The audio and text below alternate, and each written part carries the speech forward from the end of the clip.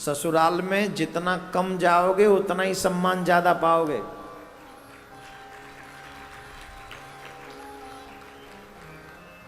कई लोग तो इतने शौकीन होते हैं ससुराल के कि आए दिन ससुराल में ही पड़े रहते हैं। एक व्यक्ति, अच्छा ससुराल में आओ भगत बहुत होती है,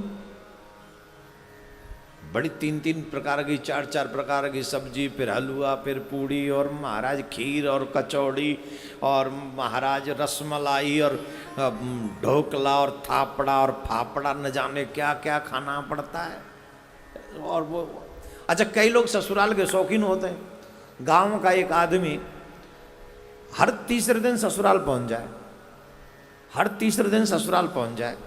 घर में 2 पैसे की वैल्यू नहीं थी, ससुराल में जीजाजी आ गए, साली अलग कहें, साला अलग कहे, जीजाजी आ गए, और फिर सासू माँ, ओह मेरे लाला जी आए, जमाई राजा आओ, बड़े खुश और बड़ी आओ भगत हो। महाराज चाय मिले तो खाट पे, भोजन मिले तो खाट पे, और खाट पे बढ़ गए ठाटवा के, चादर अलग बिछे, महाराज तकिया अलग, सब बिछा बिछाया मिले, बड़ा खुश हो। रोज तीसरे दिन पहुंच जाए वहाँ।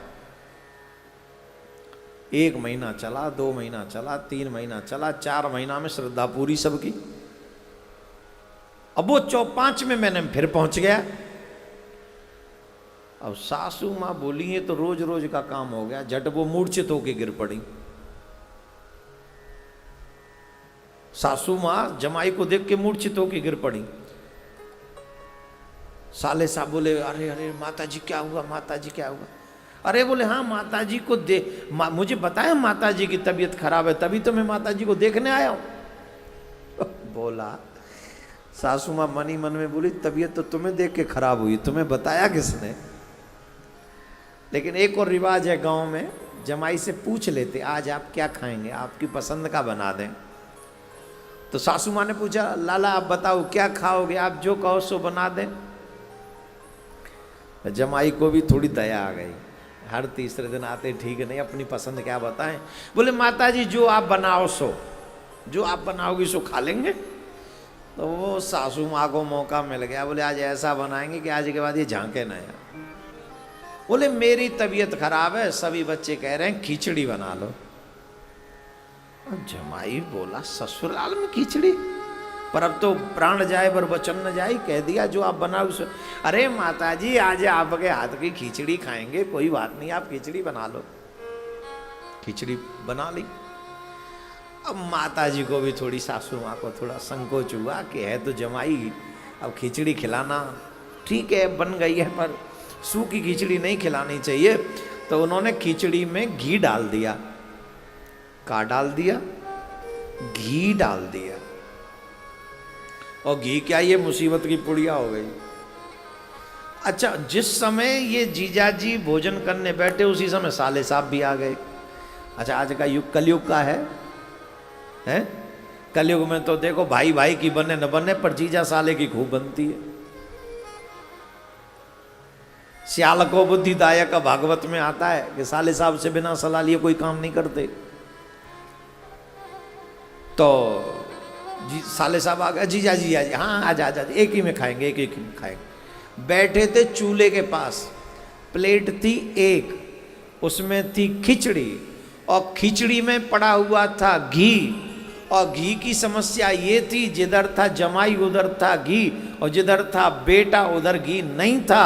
और ये देख देख के वो मम्मी का दिल जो है बैठा जा रहा था, मेरा बेटा सूखी खिचड़ी खाएगा, जमाई घी वाली खिचड़ी खाएगा। अब वो दिल बैठा ही जा रहा था।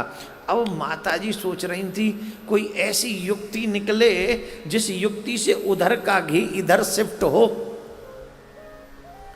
अब युक्ति तो समझ में नहीं आई। अचानक से उन्होंने अपनी कला का प्रदर्शन किया और कहने लगी, देखो जमाई राजा, तुमसे तो हमें कोई शिकायत नहीं है, अब की बार अगर बेटी आ गई, तुम्हारी मम्मी हमारी बेटी को चैन से जीने नहीं दे रही है, सूख के कांटा हो गई है, कांटा। जब से तुम्हारे यहाँ के हमारे यहाँ थी तो कैसी एकदम हष्ट पुष्ट, ऐसे समझो जैसे महाराज बरगद को पेड़। अच्छा, बरगद को? बोले हाँ, मैं नहीं कह रहा हूँ, सासू माँ कह रही थी, मतलब उनकी माँ कह रही थी, एकदम हष्ट पुष्ट बढ़िया।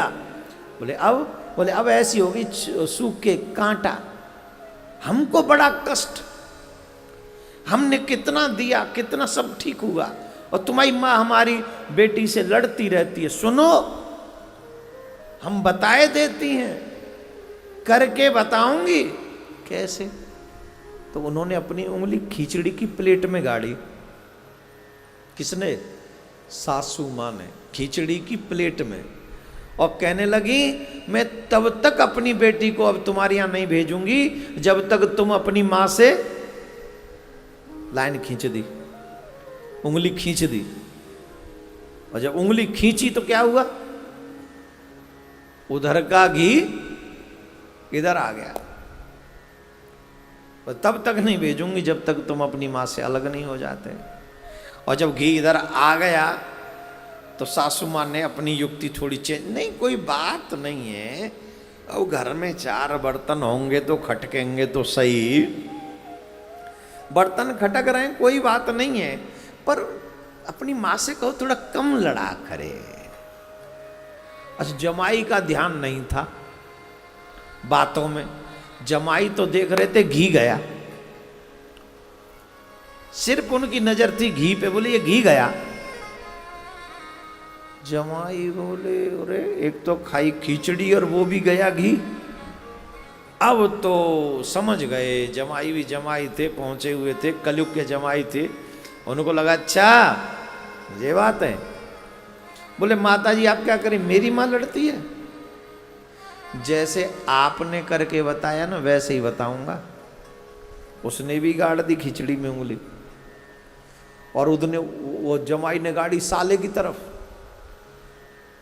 सासू माँ ने गाड़ी थी जमाई की तरफ, और जमाई ने गाड़ दी साले की तरफ।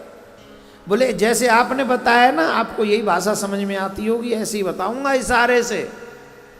सासू माँ बोली पता नहीं क्या करेगा अब ये, कहीं इधर का घी उधर न ले जाए सारा, यूं कह रहा है वैसे ही बताऊंगा।